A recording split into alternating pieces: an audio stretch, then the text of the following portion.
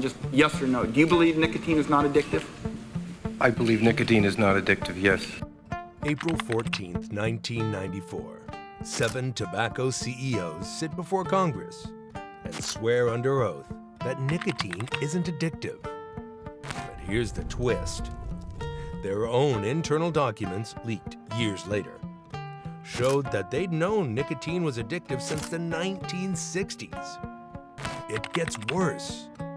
They didn't just know it was addictive, they were literally engineering cigarettes to be more addictive, manipulating nicotine levels, adding ammonia to boost the hit. So what happened to them? Nothing. No one went to jail. No one lost their job. They made billions, while 400,000 Americans died every year. Was this the biggest corporate lie in American history, or just business as usual? In 1994, Friends was the hottest show on TV. The internet was still a novelty, and smoking was everywhere. Movie theaters had smoking sections, airplanes had ashtrays, hell, doctors were still lighting up in hospitals. Big tobacco was obscenely profitable. Companies were pulling in over $50 billion a year in revenue. To put that in perspective, that was more than the entire oil industry at the time, more than pharmaceuticals, more than most countries' entire GDP. Philip Morris alone was spending over $2 billion annually on advertising and marketing. Not to adults who'd already decided to smoke. They were laser focused on teenagers, minority communities, and low-income neighborhoods. They'd literally map out high schools and target kids walking home. The economics were diabolical in their simplicity. Tobacco costs pennies to grow and process. You roll it in paper that costs even less. Then you sell it for hundreds of times your production cost to people who literally cannot stop buying your product. It wasn't a business model. It was legalized drug dealing with a huge marketing budget. Now here's where this story transforms from corporate greed to criminal conspiracy. Because while these executives were publicly claiming ignorance about addiction and health risks, their own scientists had been screaming the truth internally for over 30 years. In 1963, 31 years before that congressional hearing, an executive from Brown and Williamson wrote a memo that should have ended everything. Nicotine is addictive. We are then in the business of selling nicotine, an addictive drug. By 1964, Philip Morris scientists had identified nicotine as addictive and were actively studying how to make cigarettes more addictive. They discovered that adding ammonia compounds would make nicotine absorb into the bloodstream faster, creating a more intense high and stronger dependency. Yet the industry continued to publicly deny the harm of cigarettes. Philip Morris's stance in 1964 was, "We don't accept the idea that there are harmful agents in tobacco." In 1972, an internal company memo referred to their target demographic as young adult smokers, corporate speak for teenagers, and outlined strategies to present the cigarette as an initiation into adult sophistication. They knew exactly who they were hooking and exactly how young they needed to start. The irony is suffocating. While people funding bogus studies that questioned whether smoking caused cancer, these same companies were quietly buying massive life insurance policies on their own employees and charging higher premiums for smokers. They knew their product was deadly. They just didn't want their customers to know. By the 1980s, tobacco executives were sitting on thousands of internal documents, proving they'd known about addiction and cancer risks for decades. They'd hidden research, buried studies, and even fired scientists who produced inconvenient results. The entire industry had become a carefully orchestrated cover-up designed to keep the money flowing until someone forced them to stop. April 14th, 1994, the day 7 executives decided to bet America's collective intelligence against their collective wealth. Congressman Henry Waxman had spent months preparing for this moment, armed with leaked internal documents and whistleblower testimony. He knew they were lying before they even opened their mouths. 7 men, who collectively controlled an industry worth more than most nations' annual budgets. The CEOs of Philip Morris, R.J. Reynolds, Brown and Williamson, Lorillard, Leggett Group, American Tobacco, and the Tobacco Institute. Basically the Mount Rushmore of American corporate villainy, plus 3 friends. One by one, Waxman asked the same question. Do you believe nicotine is addictive? I believe nicotine is not addictive. I believe that nicotine is not addictive. I believe that nicotine is not addictive. And I too believe that nicotine is not addictive. The audacity was breathtaking. These weren't nervous executives stumbling through difficult questions. They were stone-cold professionals, delivering coordinated denials with such precision. But at that exact moment, each of their companies was spending millions researching how to make nicotine more addictive. Philip Morris had scientists literally studying the optimal nicotine levels to satisfy smokers without overshooting.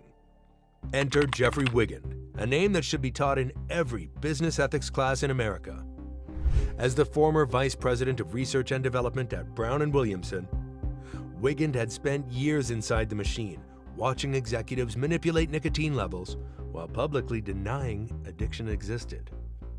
Wiggin was an actual scientist with a PhD in biochemistry who'd been specifically hired to make cigarettes safer. Instead, he discovered his bosses wanted him to make them more addictive. Not only were they approving the use of these chemicals, such as ammonia and coumarin, but they were also trying to hide this fact. When he objected, they fired him and threatened to destroy his family financially if he ever spoke publicly about what he'd witnessed. Jeffrey received several death threats aimed at him and his family. As a result, his wife kicked him out of their home because she felt he posed a threat to their safety. But Wiggin had seen too much to stay quiet. After months of preparation, 60 Minutes had Wiggin's explosive interview ready to air. But at the last minute, corporate lawyers killed the story, terrified of potential lawsuits from Brown and Williamson. The network that had taken on senators and presidents backed down to cigarette executives. Fortunately, the Wall Street Journal got a hold of the story and published Wiggin's revelations anyway. The public reaction was nuclear. Suddenly, everyone understood that the congressional hearing hadn't just been corporate PR. It had been perjury on a massive scale. By then, the damage was done. Wiggin's career was destroyed, his family torn apart, and his finances devastated. Meanwhile, the executives he'd exposed were still collecting 8-figure bonuses and attending country club dinners. The message was clear: tell the truth about corporate America, and we'll ruin your life. November 1998, after 4 years of legal battles, criminal investigations, and public outrage, justice finally arrived. The Master Settlement Agreement, the largest civil litigation settlement in American history. The industry would pay annual amounts in perpetuity, with a minimum of $206 billion due in the first 25 years. Headlines screamed about corporate accountability and the end of Big Tobacco's reign of terror. Except, here's the part that'll make you want to throw something at the wall. They didn't actually pay for it. Not really. Within 6 months of signing the settlement, every major tobacco company raised cigarette prices. Not by a little, by enough to cover their settlement payments, plus a healthy profit margin. They literally passed the entire cost of their punishment directly to their customers. The people they'd been lying to and addicting for decades were now funding their own legal damages. The economics were brilliant in the most evil way possible. Cigarette smokers are the perfect captive market. They can't quit buying your product even when you jack up prices. So instead of cutting executive salaries or reducing profit margins, tobacco companies just treated the settlement like a new tax and made their addicted customers pay it.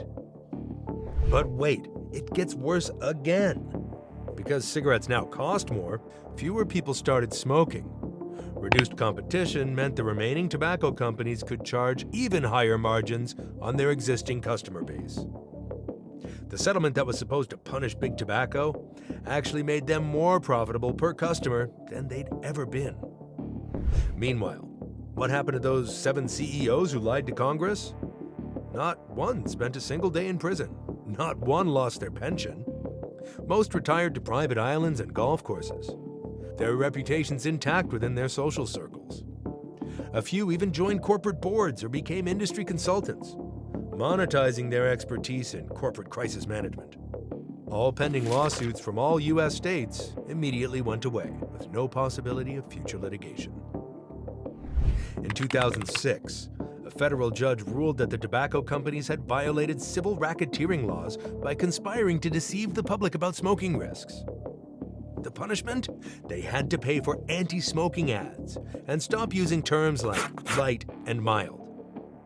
And that's it. No additional fines, no criminal charges, no consequences beyond slightly more honest marketing. Justice in America, ladies and gentlemen, where lying to Congress under oath gets you a strongly worded letter and a request to fund some PSAs. Now let's fast forward to 2018. You'd think the tobacco industry would have learned something about not targeting teenagers with addictive products. Well, you'd be wrong.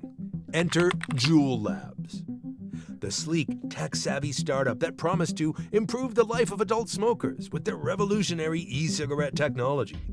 Their marketing was sophisticated. Their design was Apple-level elegant, and their targeting was laser-focused on people who could barely vote. Within 3 years, Juul controlled over 70% of the e-cigarette market. They were valued at $38 billion, more than SpaceX, more than Airbnb, more than most Fortune 500 companies. Teenagers were juuling in school bathrooms across America, and parents had no idea their kids were consuming as much nicotine as a pack-a-day smoker. In December 2018, Altria, the company formerly known as Philip Morris, run by spiritual successors to those lying CEOs from 1994, invested $12.8 billion in Juul, taking a 35% stake in the e-cigarette maker. The same executives who'd spent decades perfecting teenage nicotine addiction were back, funding the next generation of their business model. The playbook was identical. Juul executives claimed their products weren't targeting minors, while simultaneously advertising on platforms where 90% of the users were under 25. They funded studies claiming e-cigarettes were 95% safer than traditional cigarettes, while their own products contained nicotine concentrations that would make 1990s tobacco executives jealous. The crash was spectacular. By 2022, Juul's valuation had plummeted to less than $2 billion. The company faced thousands of lawsuits, multiple criminal investigations, and regulatory crackdowns. Altria had to write down over $11 billion of their investment, essentially admitting they'd lit $12 billion on fire. Ironically, it didn't matter. During those 4 years, Juul had created an entirely new generation of nicotine addicts. Millions of teenagers who'd never touched a cigarette were now dependent on nicotine products. Mission accomplished. The executives involved cashed out early, blamed regulatory overreach, and moved on to their next ventures. Some joined cannabis companies. Others started consulting firms, specializing in disruptive consumer products. A few even had the audacity to write books about entrepreneurship and innovation. Same story, same ending, same complete lack of consequences for the people at the top. The thing about those 7 tobacco CEOs lying to Congress is that they weren't just protecting their industry. They were writing the instruction manual for how corporate America would handle inconvenient truths for the next 3 decades. The strategy was elegant in its simplicity. Deny, delay, deflect. First, deny the science exists. When the evidence becomes overwhelming, delay regulatory action by demanding more research. When delay is no longer possible, deflect blame to consumers, competitors, or government overreach. Sound familiar? It should.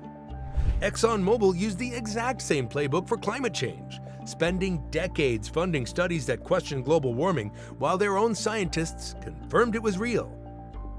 The opioid industry deployed identical tactics, claiming prescription painkillers weren't addictive, while engineering pills designed to maximize dependency.